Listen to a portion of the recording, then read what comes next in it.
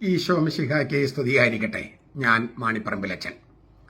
പഴയ നിയമ വചന ധ്യാനം ക്ലാസ് 67. എന്തുകൊണ്ട് മഴവില്ല്? നോഹയുമായി ഉറപ്പിക്കപ്പെട്ട ഉടമ്പടിയുടെ അടയാളമായി എന്തുകൊണ്ട് മഴവില്ല് നൽകി? കഴിഞ്ഞ ക്ലാസ്സിൽ ഞാൻ ആ ചോദ്യം ചോദിച്ചുകൊണ്ടാണ് ക്ലാസ് ആരംഭിച്ചത്, എന്തുകൊണ്ട് മഴവില്ല്. പക്ഷേ നമുക്കത് അവതരിപ്പിക്കാൻ സമയം കിട്ടിയില്ല. വചനത്തിന്റെ അപഗ്രഥനങ്ങളുമായിട്ട് മുന്നോട്ട് പോയപ്പോൾ സമയം അതിക്രമിച്ചതുകൊണ്ട് ഞാൻ അതിന് ഉത്തരം പറഞ്ഞില്ല. അതിന് ഉത്തരം ഇന്ന് നൽകുകയാണ്. എന്തുകൊണ്ട് മഴവില്ല്? നമുക്ക് ആ തിരുവചനം ഉൽപ്പത്തിയുടെ പുസ്തകത്തിലെ 9-ാമത്തെ അധ്യായം ഈ മഴവില്ലിനെ കുറിച്ച് അവതരിപ്പിക്കുന്ന ആ തിരുവചനം 9-ാമത്തെ അധ്യായത്തിൽ തിരുവചനം നമുക്ക് കേൾക്കാം. മനുഷ്യരക്തം ചൊരിയുന്നവന്റെ രക്തം മനുഷ്യൻ തന്നെ ചൊരിയും. കാരണം ദൈവഛായയിലാണ് മനുഷ്യൻ സൃഷ്ടിക്കപ്പെട്ടിരിക്കുന്നത്. നിങ്ങളോ സന്താനപുഷ്ടിയുള്ളവരായി പെരുകി ഭൂമിയിൽ നിറയുവിൻ. ഇതാ ഞാൻ നിങ്ങളോടും നിങ്ങൾക്ക് ശേഷം വരാനിരിക്കുന്ന സന്തതി പരമ്പരകളോടും എന്റെ ഉടമ്പടി ഉറപ്പിക്കുന്നു. നിങ്ങളോടൊപ്പമുള്ള സർവ്വജീവജാലങ്ങളോടും നിങ്ങളോടൊപ്പം പെട്ടകത്തിൽ നിന്ന് പുറത്തു വന്ന പക്ഷികൾ, കന്നുകാലികൾ, ഭൂമിയിലെ കാട്ടുജന്തുക്കൾ തുടങ്ങി ജീവനുള്ള സകലതിനോടും ഞാൻ എന്റെ ഉടമ്പടി സ്ഥാപിക്കുന്നു. ഇനി ഒരിക്കലും ജലപ്രളയം കൊണ്ട് ജീവജാലങ്ങളെയെല്ലാം നശിക്കാൻ ഇടവരുകയില്ല. ഭൂമിയാകെ സമൂലം നശിപ്പിക്കാൻ ഇനിയൊരു ജലപ്രളയം ഉണ്ടാകയില്ല. ദൈവം തുടർന്ന് അരുളി ചെയ്തു, ഞാനും നിങ്ങളും നിങ്ങളുടെ കൂടെയുള്ള സകല ജീവജാലങ്ങളും തമ്മിൽ ഭാവിയിൽ എല്ലാ തലമുറകൾക്കും വേണ്ടി എന്നേക്കുമായി ഏർപ്പെടുത്തുന്ന ഉടമ്പടിയുടെ അടയാളം ഇതാണ്. ഞാൻ എന്റെ വില്ല് മേഘങ്ങളിൽ സ്ഥാപിക്കുന്നു. അത് ഞാനും ഭൂമിയും തമ്മിലുള്ള ഉടമ്പടിയുടെ അടയാളമായിരിക്കും. ഞാൻ ഭൂമിക്ക് മേലെ മേഘത്തെ അയക്കുകയും അതിൽ മഴവില്ല് പ്രത്യക്ഷപ്പെടുകയും ചെയ്യുമ്പോൾ ഞാനും നിങ്ങളും തമ്മിലും സർവ്വജീവജാലങ്ങളും തമ്മിലും സ്ഥാപിച്ച എന്റെ ഉടമ്പടി ഞാൻ ഓർക്കും. സർവ്വജഡത്തെയും നശിപ്പിക്കാൻ പോരുന്ന തരത്തിൽ ജലം പ്രളയമായി തീരുകയില്ല. മേഘങ്ങളിൽ മഴവില്ല് തെളിയുമ്പോൾ ഭൂമുഖത്തുള്ള എല്ലാ ജീവജാലങ്ങളുമായി ചെയ്ത നിത്യമായ ഉടമ്പടി ഞാൻ ഓർക്കും. ദൈവം നോഹയോട് അരുളി ചെയ്തു, അതെ, ഭൂമുഖത്തുള്ള സകല ജീവികളുമായി ഞാൻ സ്ഥാപിക്കുന്ന ഉടമ്പടിയുടെ അടയാളം ഇതായിരിക്കും. ഈ മഴവില്ലിനെ കുറിച്ച് പറയുന്നതിന് മുമ്പ് ഒരു കാര്യം ദൈവം പറയുന്നുണ്ട്. മനുഷ്യരക്തം ചൊരിയുന്നവന്റെ രക്തം മനുഷ്യൻ തന്നെ ചൊരിയും. കാരണം ദൈവഛായയിലാണ് മനുഷ്യൻ സൃഷ്ടിക്കപ്പെട്ടിരിക്കുന്നത്. മനുഷ്യരക്തം ചൊരിയുന്നവന്റെ രക്തം മനുഷ്യൻ തന്നെ ചൊരിയും. അവൻ രക്തം ചിന്തണം. മനുഷ്യജീവന്റെ പവിത്രതയ്ക്ക് മേലുള്ള ആക്രമണമാണ് കൊലപാതകം. ദൈവഛായയിൽ സൃഷ്ടിക്കപ്പെട്ട മനുഷ്യനെ ആക്രമിക്കുന്നത് ദൈവത്തെ ആക്രമിക്കുന്നതിന് തുല്യമാണ്. അതിനാൽ മനുഷ്യജീവനെ നശിപ്പിക്കുന്നവനെ കൊടിയ കുറ്റക്കാരനായി കരുതുകയാണ്. കത്തോലിക്ക സഭയുടെ മതബോധനം 22:58 നമുക്ക് വായിക്കാം. നരഹത്യയ്ക്ക് വധശിക്ഷയാണ് വിധിച്ചിരിക്കുന്നത്. ലേവ്യരുടെ പുസ്തകം 24:17 അത് കാണാം. കുറ്റം ചെയ്യുന്നവർക്കെതിരെ ശിക്ഷാ നടപടി സ്വീകരിക്കാൻ വ്യക്തികളെയോ, സംഖ്യയുടെ പുസ്തകം 33:19, ദേശരാഷ്ട്രത്തെയോ, റോമാലേഖനം 13:4, ന്യായാധിപന്മാരെയോ ചുമതലപ്പെടുത്തുന്നു. കുറ്റം ചെയ്യുന്നവർക്ക് എതിരെ ശിക്ഷാ നടപടി സ്വീകരിക്കാൻ വ്യക്തികൾ, ദേശരാഷ്ട്രം, ന്യായാധിപന്മാര്, ജഡ്ജസ്. അതേസമയം കുറ്റത്തിന്റെ തോതനുസരിച്ചേ ശിക്ഷ പാടുള്ളൂ എന്ന് കൃത്യമായി രേഖപ്പെടുത്തിയിട്ടുണ്ട്, നിജപ്പെടുത്തിയിട്ടുണ്ട്. തോന്നിയ പോലെ ചെയ്യാൻ പാടില്ല. ഒരു ജീവന് പകരം ഒരു ജീവനെ എടുക്കാവൂ. അല്ലെങ്കിൽ അതിക്രമത്തിന്റെ അതിപ്രസരം മൂലം സമൂഹമാകെ ജീർണിക്കും. അതുകൊണ്ട് ഈ കുറ്റക്കാർക്കെതിരെ ശിക്ഷാ നടപടി വേണം. നമുക്ക് അറിയാം, സഭയിലുമുണ്ട്, ദേശരാഷ്ട്രത്തിലുമുണ്ട്. സഭയുടെ നിയമങ്ങളും ദേശരാഷ്ട്ര നിയമങ്ങളും അനുസരിക്കണം. അനുസരിക്കാത്തവർക്കെതിരെ ശിക്ഷാ നടപടി സ്വീകരിക്കണം. ഈ ശിക്ഷാ നടപടി എന്ന് പറയുന്നത് ഒരു അച്ചടക്ക നടപടിയാണ്. വാസ്തവത്തിൽ സ്വഭാവത്തിന് പരിവർത്തനമുണ്ടാകാൻ നല്ല നടപ്പ് എന്ന് പറയില്ലേ, നല്ല നടപ്പ്, നന്നായിട്ട് ജീവിച്ചു വരാൻ അതിനുള്ളൊരു സാഹചര്യം ഒരുക്കുകയാണ് ശിക്ഷാ നടപടി. അല്ലാതെ നശിപ്പിക്കാൻ വേണ്ടിയല്ല ഒരു ശിക്ഷാ നടപടിയും. പക്ഷെ അത് മനുഷ്യന്റെ സ്വഭാവത്തെ, പെരുമാറ്റത്തെ അത് റിഫൈൻ ചെയ്യുന്നില്ലെങ്കിൽ, പുതുക്കുന്നില്ലെങ്കിൽ, അത് സംസ്കരിച്ചെടുക്കുന്നില്ലെങ്കിൽ ഈ ശിക്ഷാ നടപടി കൊണ്ട് ഗുണമുണ്ടാകുകയില്ല. അപ്പൊ ശിക്ഷാ നടപടി എങ്ങനെ കൈകാര്യം ചെയ്യുന്നു? ശിക്ഷ കുറ്റത്തിനനുസരിച്ചായിരിക്കണം, തോതനുസരിച്ചായിരിക്കണം. ചെറിയ കുറ്റത്തിന് വലിയ ശിക്ഷ കൊടുക്കാൻ പാടില്ല. അങ്ങനെയൊക്കെയാണ്.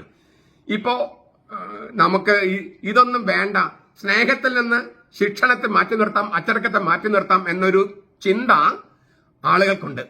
ഈ ബെനഡിക്ട് മാർപ്പാപ്പ പറയുന്നുണ്ട്, സ്നേഹം എന്ന വാക്കാണ് ഏറ്റവും കൂടുതൽ ദുരുപയോഗം ചെയ്യുന്നത്. സ്നേഹം എന്ന് പറഞ്ഞാൽ അതിനകത്ത് അച്ചടക്കമുണ്ട്, ശിക്ഷാ നടപടിയുണ്ട്. പക്ഷെ അത് നശിപ്പിക്കാനുള്ളതല്ല, രക്ഷിക്കാനുള്ളതാണ്. സ്വഭാവത്തിന് അതിനെ സ്വഭാവത്തെ സംസ്കരിച്ചെടുക്കാൻ വേണ്ടിയാണ്. അപ്പൊ ആ തരത്തിലാണ് ശിക്ഷാ നടപടിയെ ബൈബിള് കാണുന്നത്.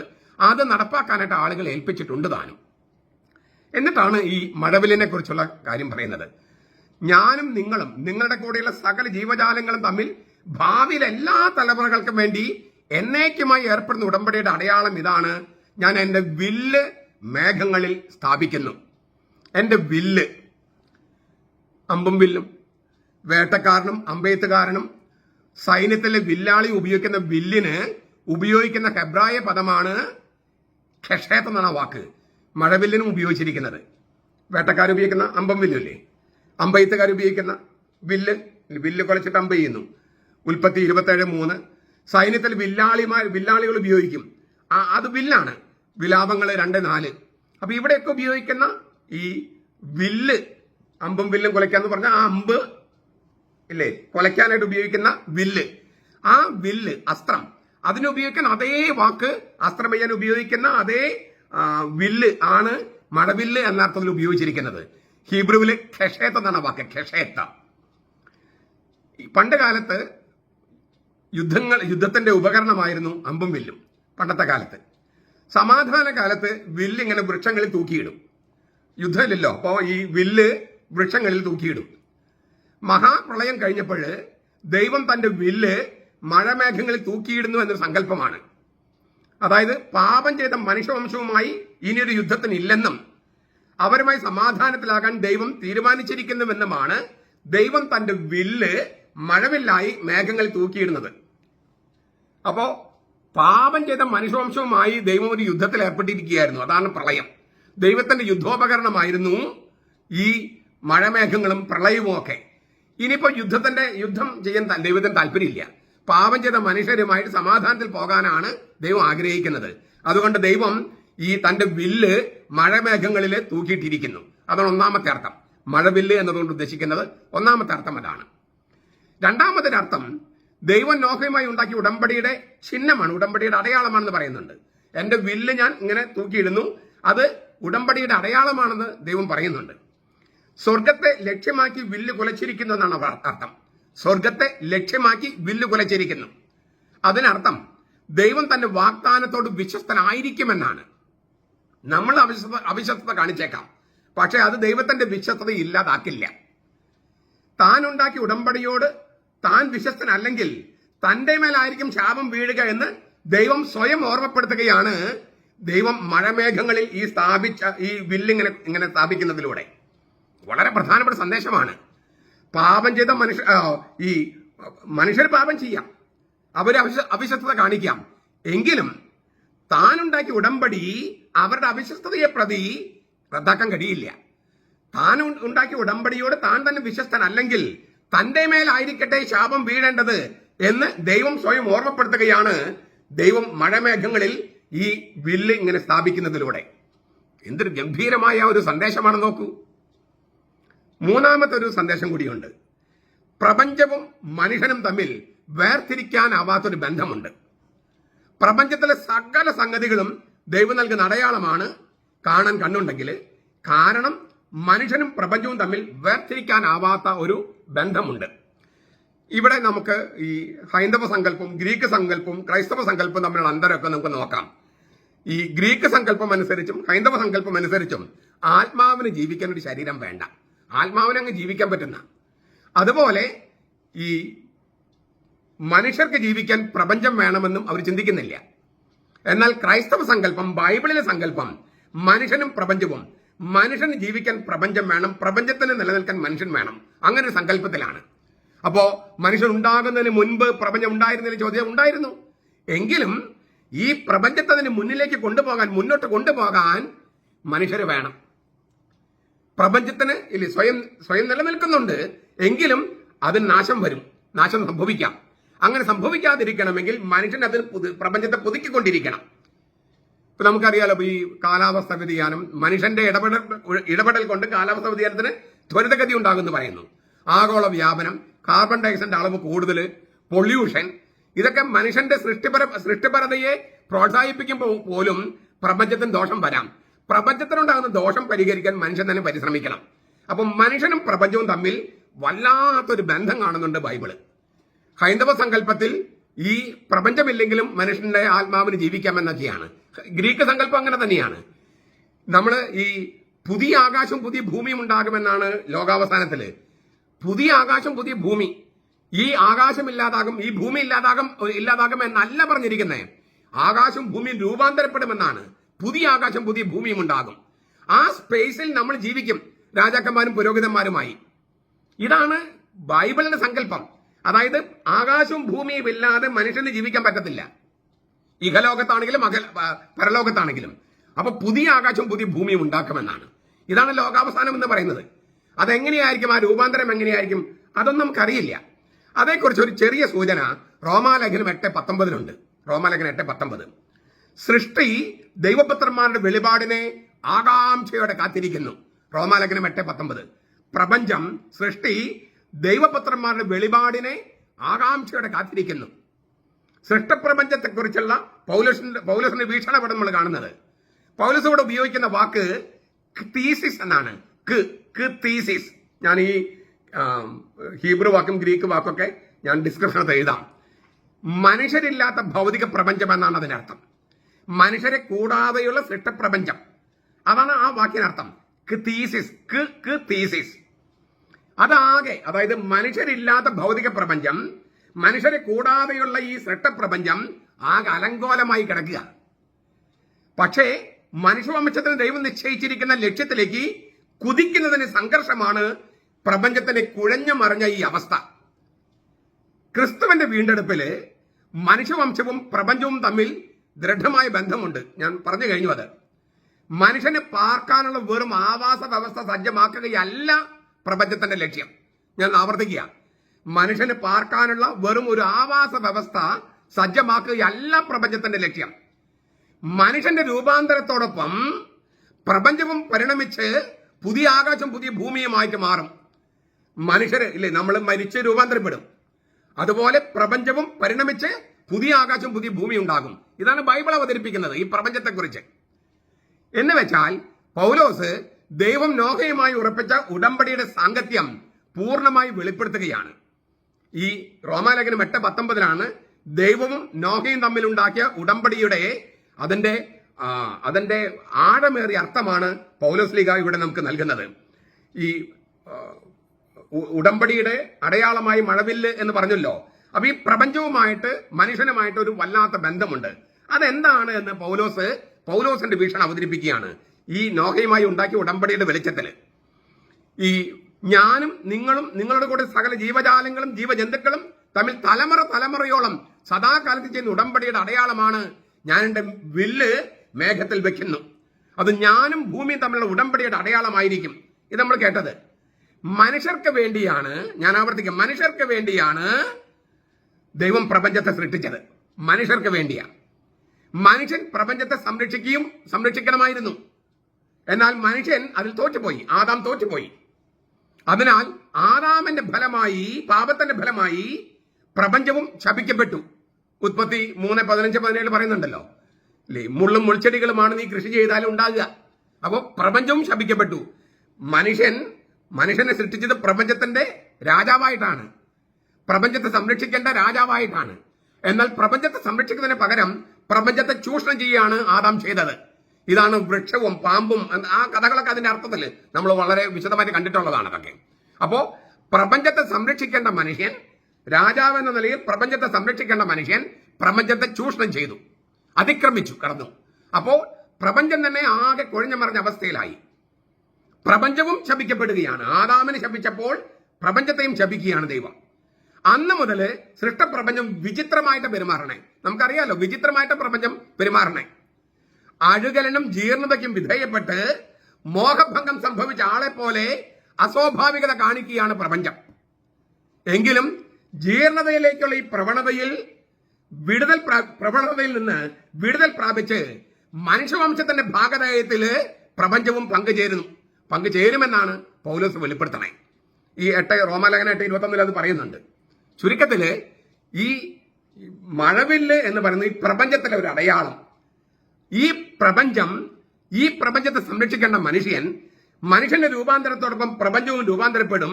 പ്രപഞ്ചം അവസാനിച്ചു പോകുകയല്ല, രൂപാന്തരപ്പെട്ട് പുതിയ ആകാശം പുതിയ ഭൂമി ഉണ്ടാകുകയാണ്. ഇത് മനുഷ്യനെക്കുറിച്ചും പ്രപഞ്ചത്തെക്കുറിച്ചുമുള്ള ക്രൈസ്തവ സങ്കല്പമാണ്. അതാണ് ഇവിടെ വെളിപ്പെടുത്തിയിരിക്കുന്നത്. ഈ നോഹയുടെ കാലത്ത് ഉടമ്പടിയിലൂടെയും അതിനെക്കുറിച്ചുള്ള വ്യാഖ്യാനത്തിലൂടെ റോമാലേഖനത്തിലൂടെയും പൗലോസ് ഇത് അവതരിപ്പിക്കുകയാണ്. അതുകൊണ്ട് തന്നെ ദൈവം പറയാണ്, ഇത് ശാശ്വതമായ ഉടമ്പടിയാണ്. ഭൂമിയുള്ള കാലത്തോളം നോഹയുമായുള്ള ഉടമ്പടിയും നിലനിൽക്കും. അതായത് ഭാവി തലമുറകളിലേക്കും നിലനിൽക്കുന്നതാണ് ദൈവം നോഹയുമായി ഉണ്ടാക്കിയ ഉടമ്പടി. പിന്നീട് എല്ലാ ഉടമ്പടികളെയും അതിശയിക്കുന്ന പുതിയ ഉടമ്പടി യേശു സ്വന്തം രക്തത്താൽ, സ്വന്തം ശരീരത്തില് അനുസരണം, സ്വന്തം ഹൃദയത്തിൽ എഴുതിയ അനുസരണത്താൽ സ്ഥാപിച്ചു. ആ പുതിയ ഉടമ്പടിയാണ് വിശുദ്ധ കുർബാന. അവന്റെ ഹൃദയത്തിൽ എഴുതപ്പെട്ട സമ്പൂർണമായ അലംഘനീയമായ എല്ലാം തികഞ്ഞ അനുസരണം. ആ അനുസരണം എല്ലാ മനുഷ്യർക്കും മാനദണ്ഡമായതിനാൽ അവന്റെ അനുസരണത്തിന്മേൽ എല്ലാ മനുഷ്യരിലേക്കും ചുവട് വെച്ച് എല്ലാവർക്കും നിത്യജീവൻ കൊടുക്കാൻ അതാണ് പുതിയ ഉടമ്പടി. പുതിയ ഉടമ്പടി എന്നുള്ള വാക്ക് ബൈബിളില് പഴയ നിയമത്തില് യെരേമിയ പ്രവാചകൻ 31-ാം അധ്യായത്തിൽ പറഞ്ഞിരിക്കുന്നു, 31 മുതൽ 34 വരെ.